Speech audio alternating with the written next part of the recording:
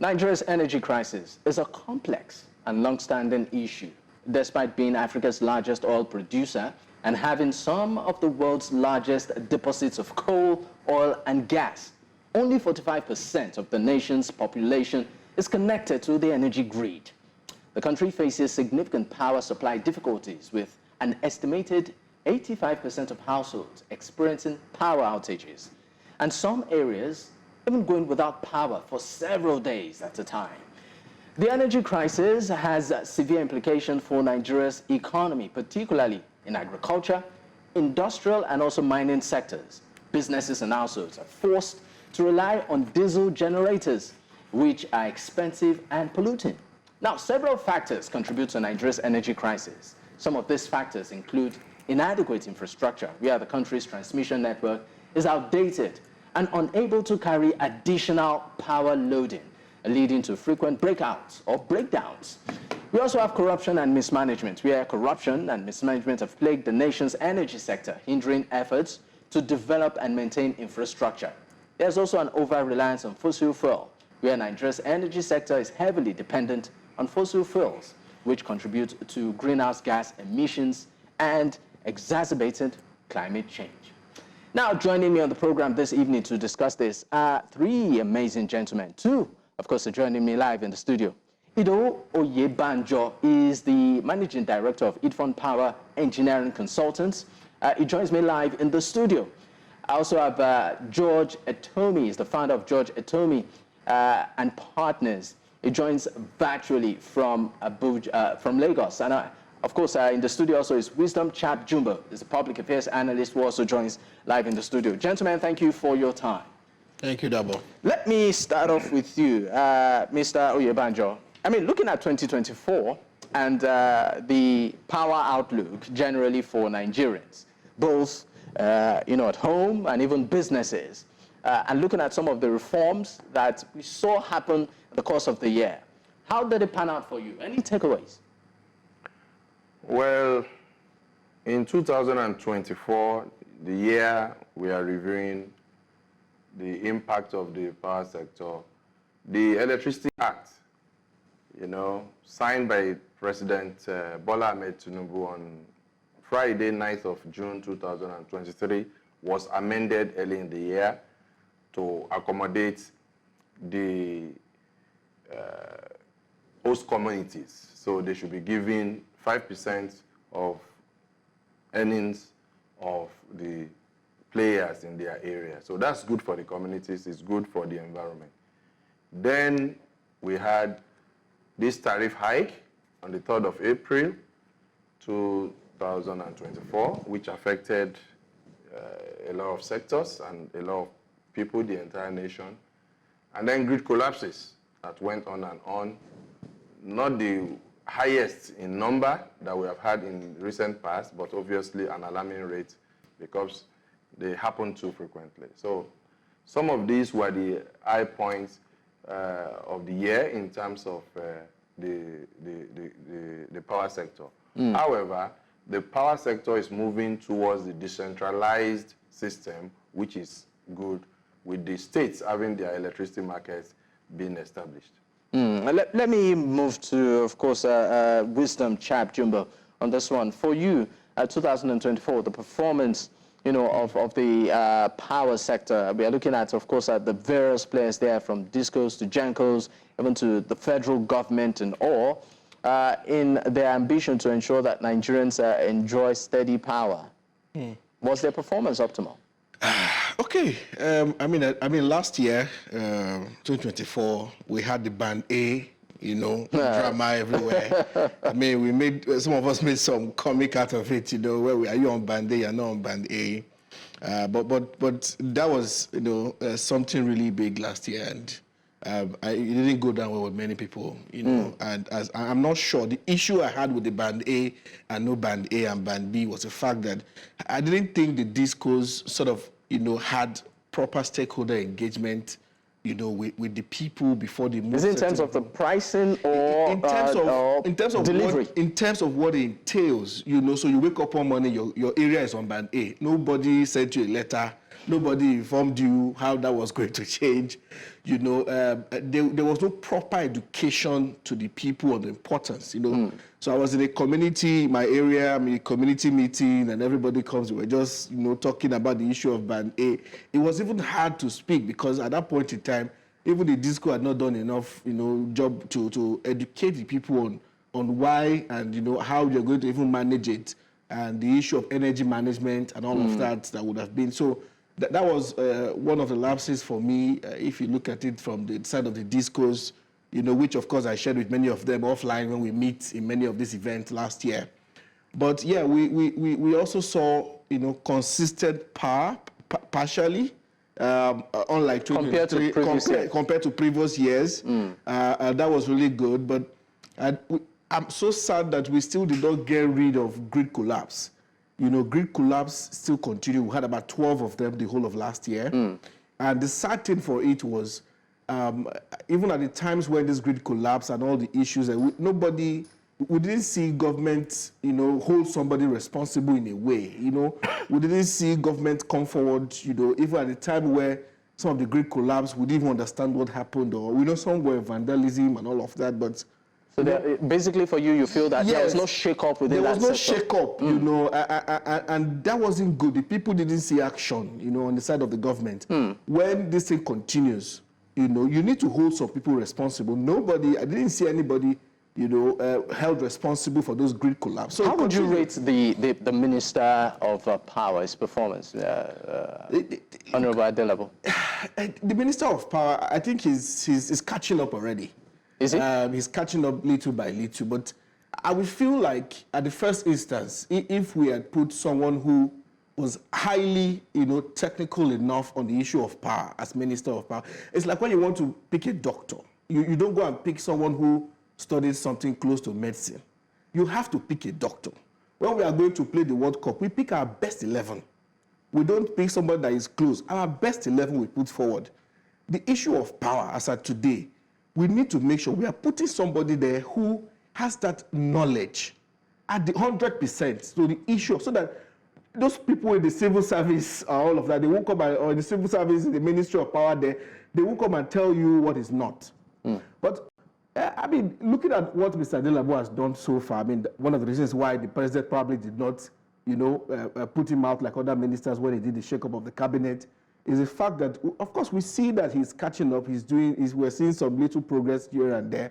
But I feel like, sincerely, if we had had someone who was technical enough, who understood the business well enough from the get-go, who wouldn't spend 6 months, 1 year to catch up on the issues within the sector, we would have gone far than where we are today in the issue of power. So that's my only concern. But Mr. Adelebu, I mean, if you will score him, you will give him at about 60. Or 70? 60, 70. 60, 70. Or that's an okay, that's an F. Maybe let's put it back. Maybe start him at 60.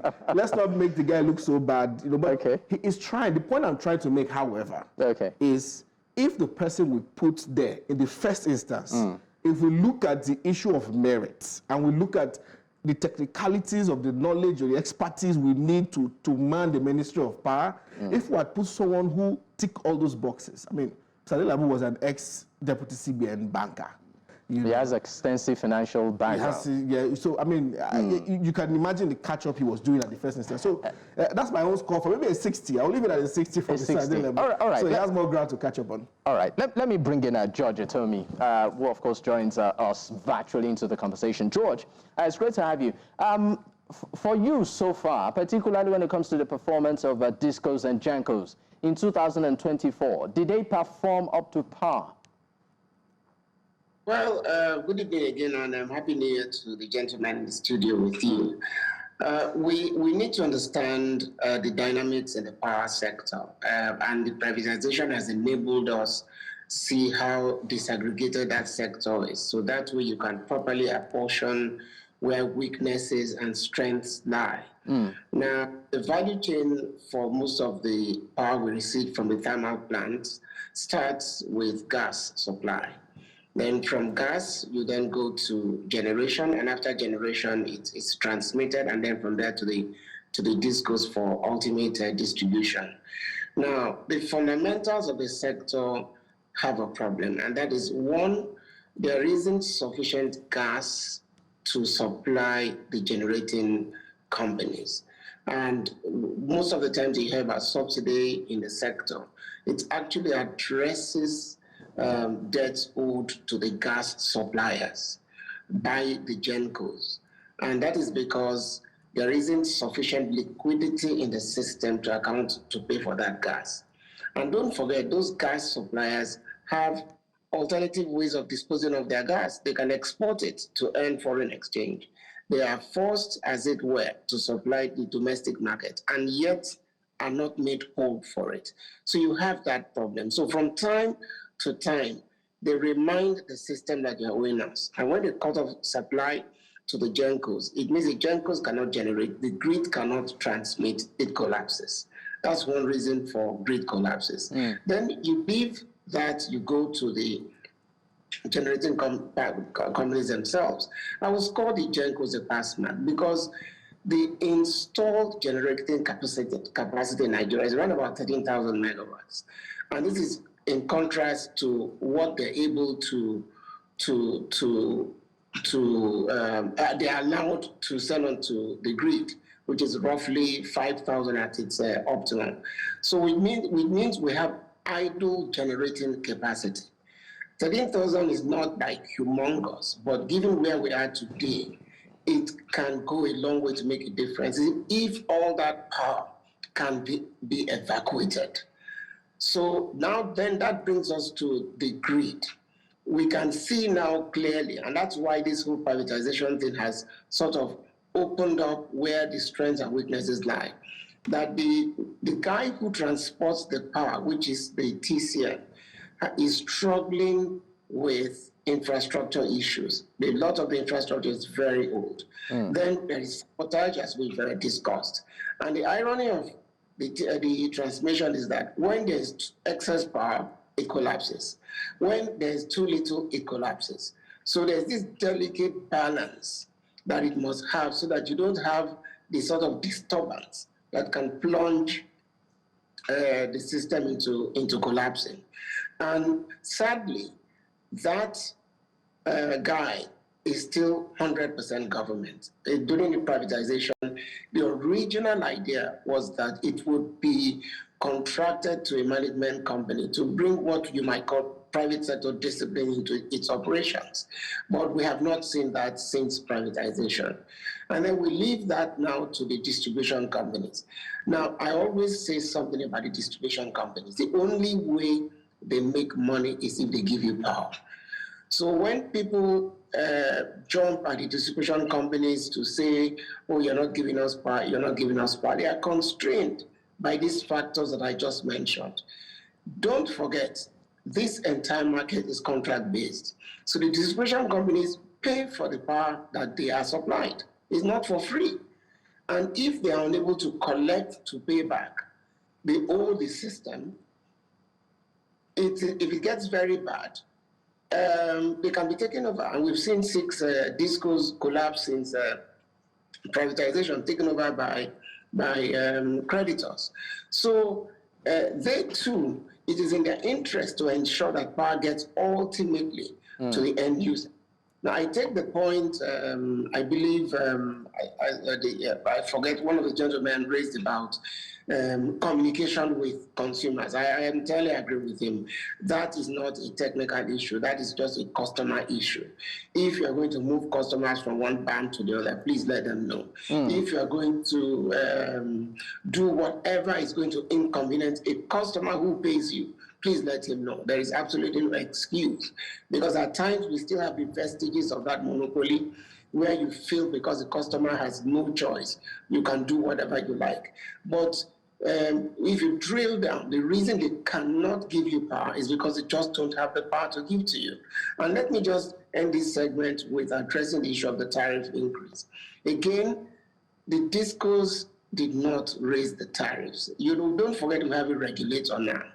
There's so much you and cry about the minister doing or not doing. The minister simply looks at policy. He doesn't need to be a technical person. The market today is in the hands of regulators. Just pretty much the way the banking sector works, the way the oil and gas sector works and all that. It is how robust your regulations are that determines how the market functions. The minister can think. He can invite the regulator to think with him, and he can tell the regulator, this is what I'd like to see. It is the regulator's responsibility to translate out to functional details, which is then handed down by way of orders to the discos. The discos work to orders.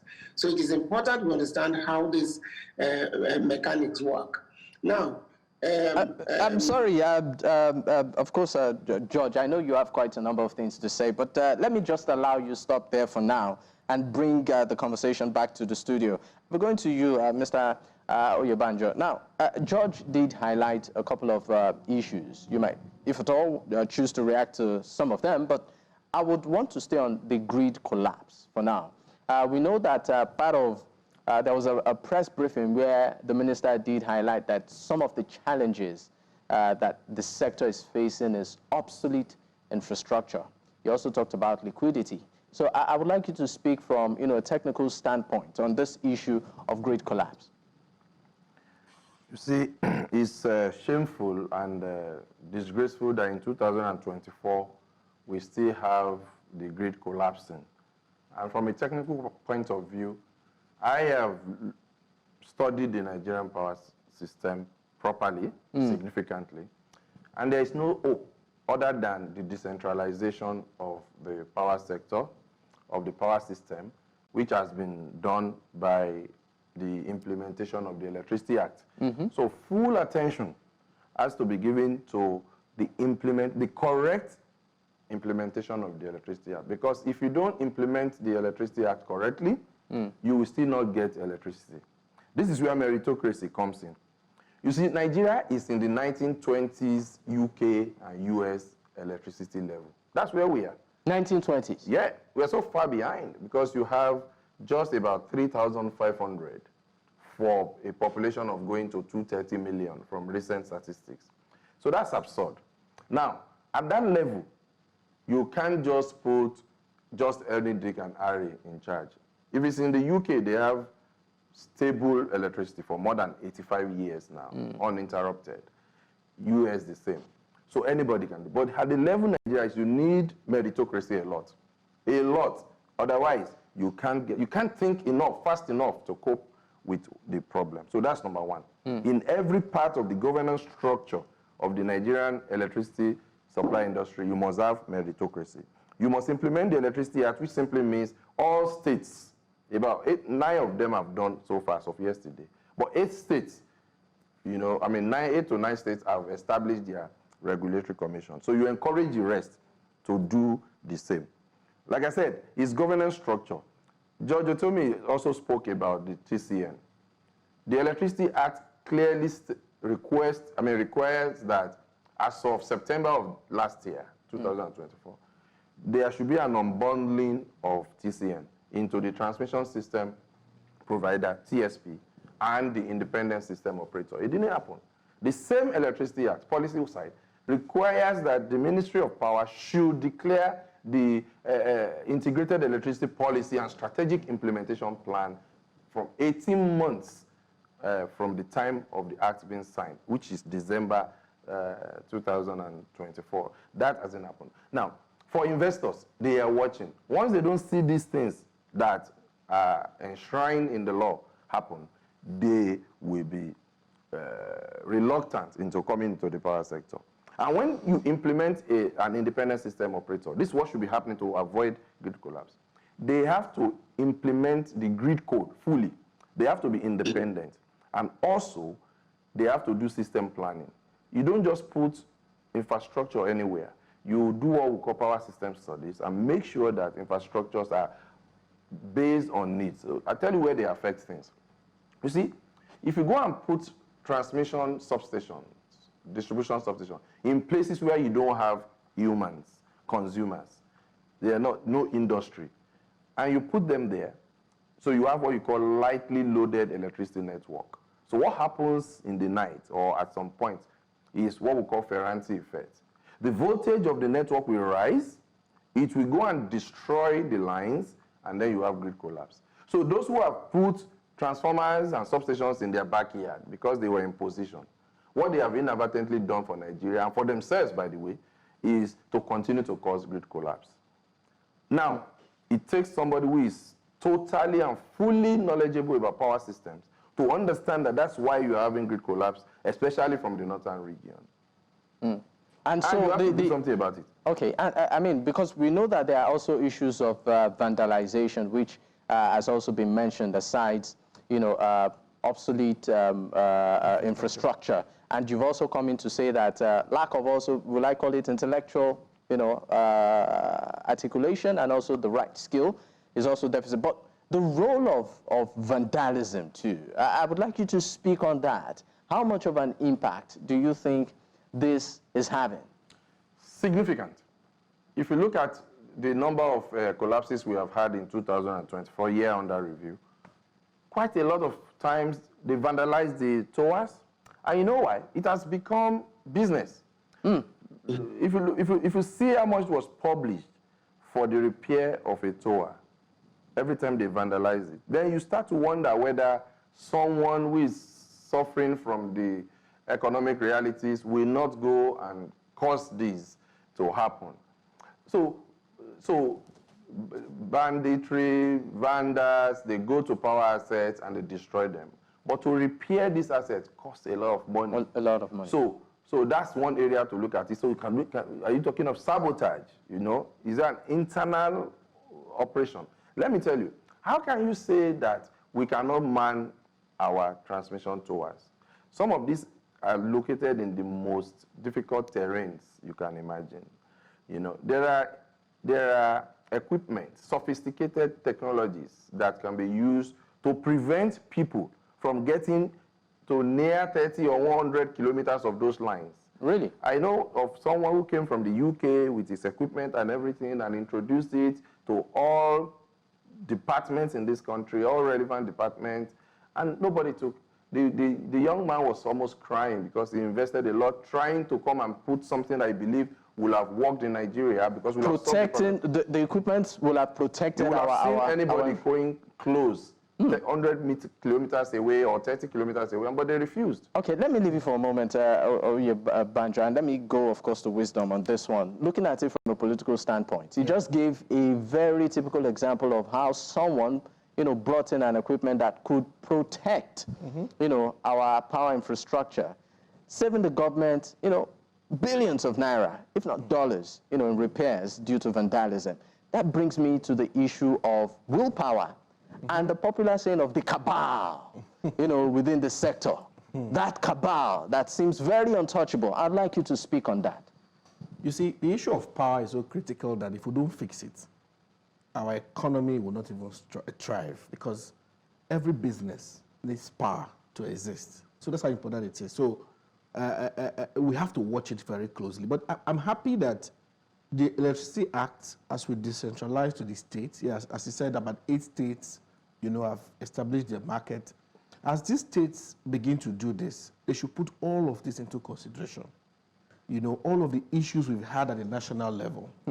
And I might hope is that at the state level, whoever this cabal, like you said, they should be very careful, because now the issue of power is moving from a national issue to now a state issue. So the people will be holding their different states accountable for this. I'll tell you what Lagos State has done as they set up their own market.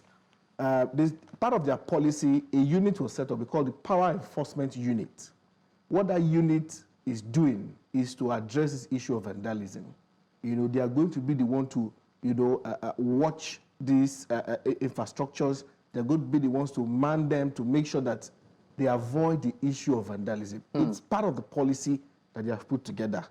I have not read for other states, you know, but I'm hoping that they are also considering things like this to help to solve the issue of vandalism. Then the states should now be charged with education, you know, of their citizens on the importance of this, you know, infrastructure. I feel like even the National Electricity Agency, in these issues of, you know, vandalism and educating Nigerians, they are lacking so much in that area, because we need to educate the people more. They need to understand Is it a situation of education now, or just some people for maybe greed? Wanting to make extra money. There could be some, internal. We know how. If you go and destroy it, there will be more money for us to go and build it back again. Those kind of thing. I'm not ruling out that aspect of it, but this whole idea that the moment something is happening and we want to maybe protest or we want to show our anger, we'll go and destroy things. We also need to watch it. But like I said, as we decentralize to the states, like what Lagos State have done, that I have read and I've seen, is other states should be able to do same. We need to protect these infrastructures. And the good thing, why I like this Electricity Act that was signed, by President Bola Tinubu when it came in June 2023, is the fact that as the power goes to the states, what's going to happen now? We're not going to hold our state governments. And only 9, I think this year, I'm hoping that all 36 of them should have established, so that this issue of grid collapse is also going to reduce. Because when all the states can man their own infrastructure, when they have their market, when they can enforce, they can generate, they can transmit, they can distribute, when they have all of this in control, then each state will be responsible for their own power. I think we are not going to give the national grid a breather. But until then, this issue might still continue. But the state government should be very careful. And you will watch it, Dapo. In 2027, it's going to be a hot topic politically. Anybody running for office is going to tell the people, what are they going to do differently with power? That has always been the conversation. But I think what Lagos State have done is like the best angle of it. Set up that unit and see that they are in charge of manning those infrastructures. I want to see how that will. All right. At this point, we'll go on a quick break. When we return, of course, we'll still be dwelling on this topic. But this time around, we'll be looking at the issue of funding and metering. Yes, that's a big issue, particularly from the consumer end. So many people will tell you, even in big cities, they're having pretty much of a hard time securing meters. Many thanks for staying with us. This, of course, is still Politics HQ. We are looking at Nigeria's power sector. Some would even call it a crisis, if at all, a review of 2024 and in view of 2025. I still have my guest with me, 3 amazing gentlemen.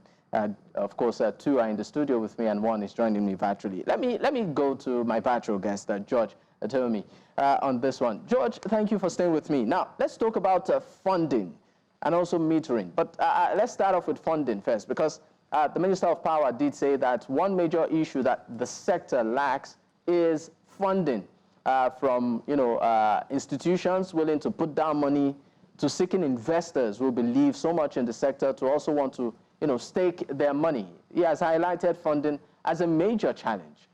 Is there substance to that? Absolutely. In fact, the crisis in the sector is a liquidity crisis. I mean, this is not discounting all the technical issues which have been so well articulated this evening. Funding is so critical, and funding goes to investor confidence, because the money we need to get out of the quagmire is not in Nigeria. The money runs into several hundreds and billions of dollars, and it's going to be an investment done over a sustained period. It's not something you just sort of inject and just leave. It's a sustained thing. And if government, that's why the government left the subsidy business, because as the power demand increases, the subsidy gap widens. The government found out that they were just not doing anything. Even at that, they were not touching the problem. So you must therefore ensure that you execute policies that attract funds into the sector. And one of the gentlemen in the sector said, in the studio said, investors are watching how we manage the process. Okay, it started very well on the new Electricity Act, because every reform starts with the law. Because when investors are coming into any sector, they ask a simple question: how do I get in? How do I get out? Investment funds just look for the friendliest environment. So if they see that you are faithful to the implementation of the laws you've put for yourself, they can bring in funds. I just want to ask, what is the biggest fear of many of these investors? I mean, let me just put it this way. It's this stop, start, go, attitude we have at times towards investments where government has some interest or the other. I don't know if you were following debates recently. The National Assembly, I think they are currently debating whether they should roll back the privatization or they shouldn't roll it back and all that. To be candid, discussions like that are a dissuasion to investments. It is better to tarry with your reforms. Nobody ever said it was going to be an easy ride. We now have a system where the system is being disaggregated and the states are going to be participating more. This is not the time for any rhetoric about we want to roll back privatization. When you roll it back, then what happens? So the guy who is thinking about bringing in lots of money into your system will begin to wonder what next with the change in the middle, where this market is contract-based, and you know the only result of any rollback will be litigations. Nobody will come. So we must stay the course. The good thing is that we've started it, and through the journeys we've been seeing where the weak points are, and we are adjusting them. And I think with the disaggregation that we are seeing, pursuant to the Electricity Act of 2023, we're on the right path. With increased state participation, you will find that those things that are a headache to the sector will be more localized within the states. And you can actually rub minds with the investors and find solutions. The power problem can be cracked. Look, I'm a lawyer, I've done this for 47 years, and I've seen some of the major reforms in our sectors. I've seen banking, I've seen telecoms, I've seen aviation. There were times in our system where we thought there was absolutely no hope. But the moment you start on a reform and you stay true to that reform, it will work. The reason power is presenting the headache that is presenting was that, in my opinion, the power sector reforms were delayed. They should have actually preceded the other reforms. Because if you check what goes on those other sectors, over 40% of the operating cost is power. So power should actually have been made available before these other reforms. However, having said that, we're on the right path. We should stay the course and just deal with the problems as they come. Later on, I would like to discuss citizens' responsibility, especially as it relates to energy theft. Okay,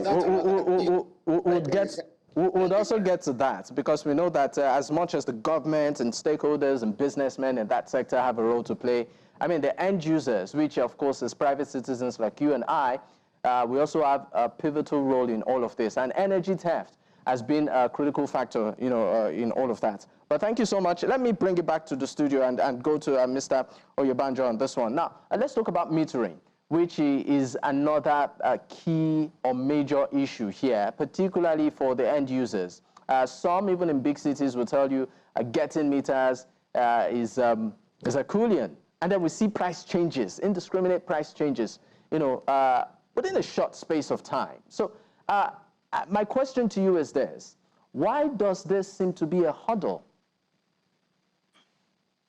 Well, on the matter of metering, it requires a lot of funding, a lot of money to get meters. So as the lawyer said, George Etomi, he mentioned that investment funding is a critical issue.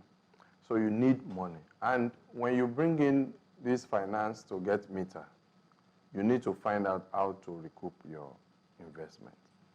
But he talked about the confidence level of the investors. It begins to wane when certain things are not right. I'll ask you, if you want to invest in anything or you want to buy a particular item that's very expensive, it's your phone, you would like to know who is selling it to you. Do they have the capacity? You know? World Bank, in one of the funding they were trying to arrange for Nigeria, they put it there. The governance structure, once they see the people you have appointed, once they see the people that you have sold the electricity companies to, that whether they have the technical capacity and the financial capacity, investors will want to come. So if you look at the Electricity Act now, the decentralization we are praising, if those states don't put meritocracy in front, they will not get anything. They will not get meters.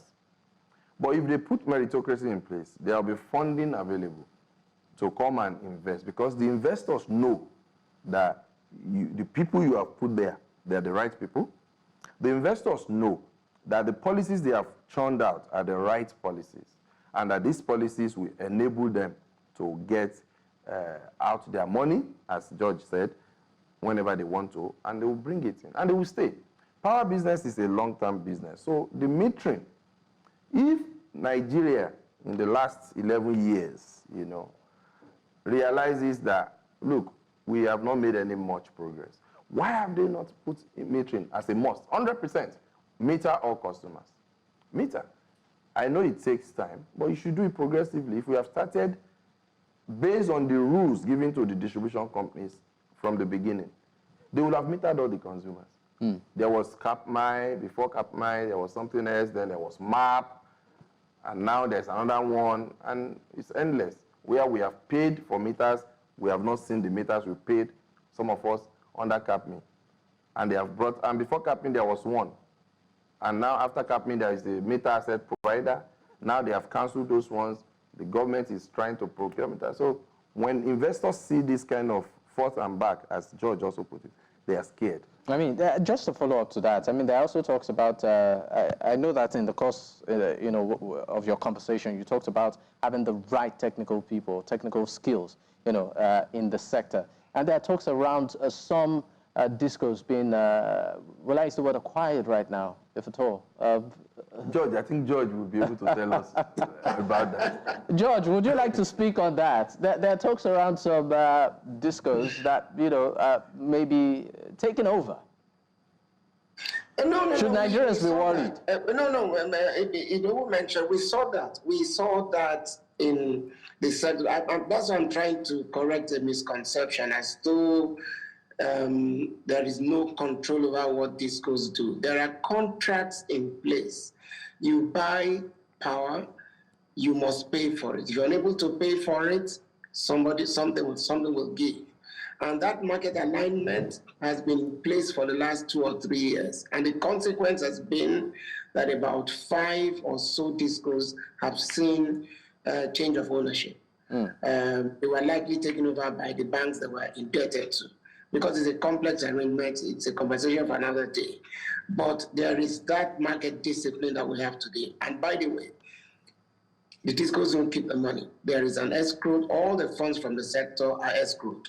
And then there is a waterfall through which various people are paid, and the discos actually more or less take last. So if you're unable to improve on your collections, and the others before you in the waterfall take their money, you are left with zero. You either have to go and borrow to fund your operations, or you give way for others to take over. That has happened, and it may continue to happen. Hopefully, when we see the disaggregation with the states, we can see how the dynamics will work to make it even more efficient. But having said that too, there are also market progressions that are going on now. Again, thanks to the Electricity Act and thanks to robust regulation that we're seeing, you're now beginning to see the temporary electricity market give way. And we're now beginning to look at direct contracts between generating companies and distribution companies, and in some cases, the gas companies. And so once those who have gas can generate and now have an interest in distribution, I can assure you they will make it work, because it means they will collect the money with which they pay themselves. So that sort of market discipline, if it can cascade down to states, and that's where I would advise states, and I agree entirely with you better put competent people there. This is not another round of political favors. No favors in this thing. Keep disciplined professionals who can play by the market rules. You would begin to see the benefits, because the national grid will not go away in a hurry because of the way it is structured. But you can begin to have mini grids. Now, talking about hold, I'm sorry to interrupt you, but I understand that we're really I had you cold. No, yes, talking about hold, you're talking about discipline. In 30 seconds, Looking at the NERC and to its role in ensuring compliance, particularly now that we know that there are bands. There's band A, there's band B, there's band C, and the likes. We know that there are also sort of penalties if these generating, I call it companies or these discos don't meet up. We know that they made a commitment, some of them 20 hours, some 18 hours. If they fall short of it, there is a penalty. Are they keeping up to ensuring that this happens? Let me tell you something. You can make all the promises you like to make in the world. A disco will not give you power if it doesn't have a power, period. So even if you come by regulation and you say, give me 20 hours, and then the grid collapses and I can't give you 20 hours, what am I supposed to do? So we must go to the fundamentals and see how we can ease this over-reliance on the grid and begin to see how we can begin to match market participants in a manner that ensures that you get power. Do you know what self-generation is costing people in Nigeria? If people see power, they'll pay for it. So we must wean ourselves out of the existing structure. And the Act has provided the basis for that. And we should build on it. No shocks, if you ask me, no rascality. Just allow market forces begin to take control. Already you are seeing that it is happening. The states have come up.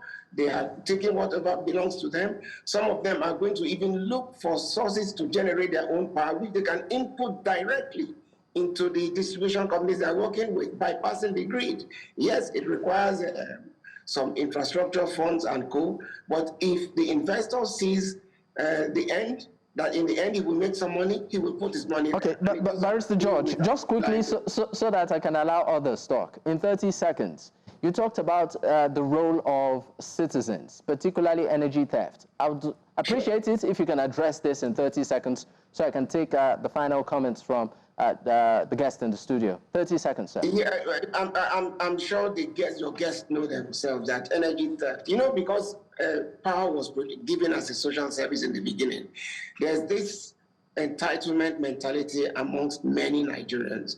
So whenever they have the opportunity to bypass their meters, they do so. And one of the problems we've dealt with massively in this sector is how you deal with this issue of meter bypass.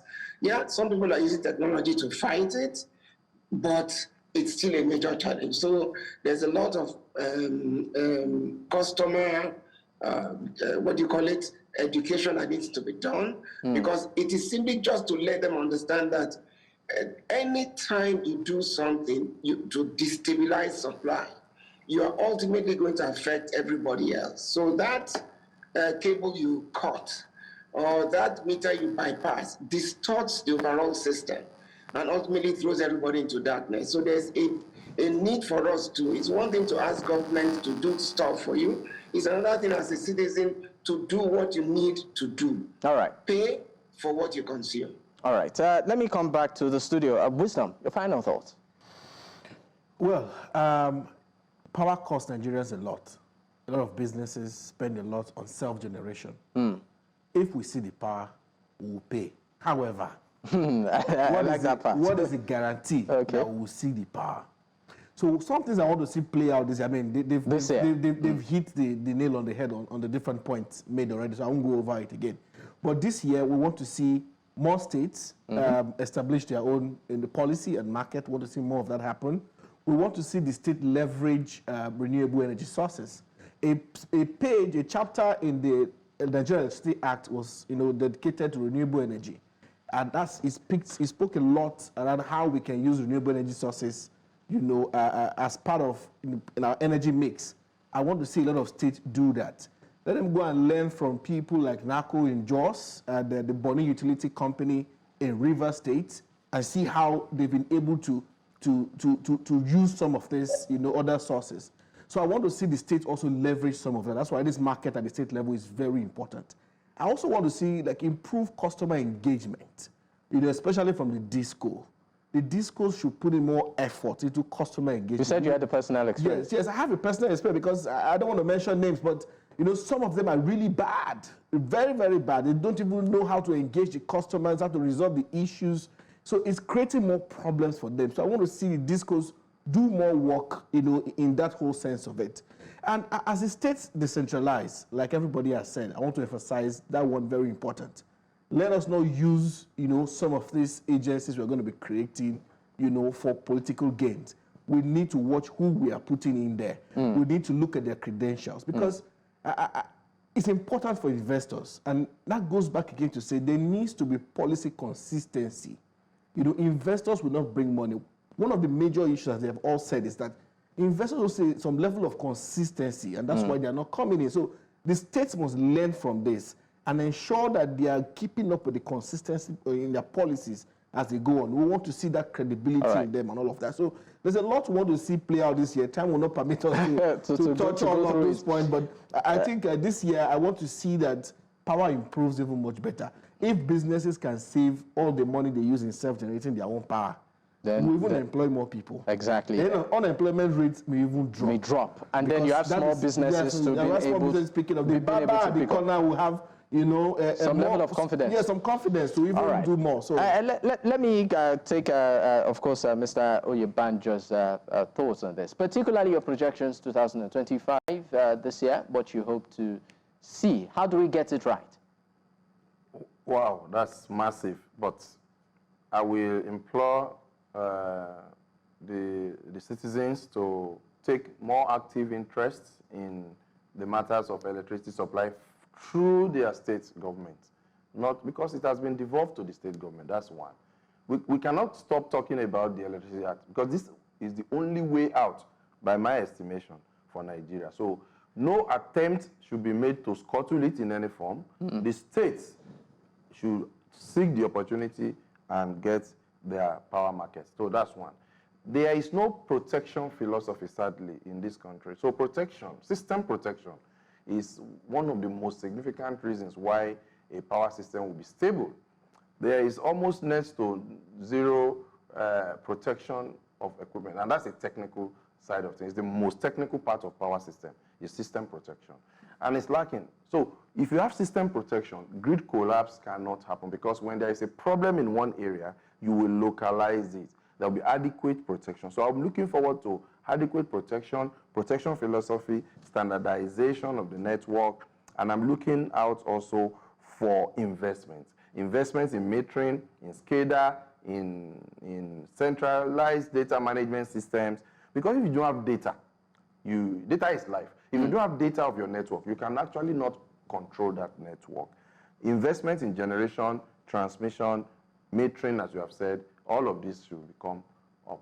All right. Thank you so much, gentlemen, for your time on the program. Idowu Oyebanjo is the Managing Director of Idfon Power Engineering Consultants Limited. And of course, he's been with me live in the studio. Also, George Etomi is the founder of George Etomi and Partners. I joined virtually. Thank you so much. And Wisdom Chapp-Jumbo, a public affairs analyst. Once again, gentlemen, thank you so much for your time. Well, this is where we drop the curtains on today's episode. In case you missed out, there will be a repeat broadcast later tonight. You can also catch up on our YouTube platform. That's at News Central TV. You can choose to follow us on social media. You should actually follow us. That's the handle on the screen there. You can choose to follow me personally to @Dakpo @Digboyi. Until I come your way tomorrow, good night.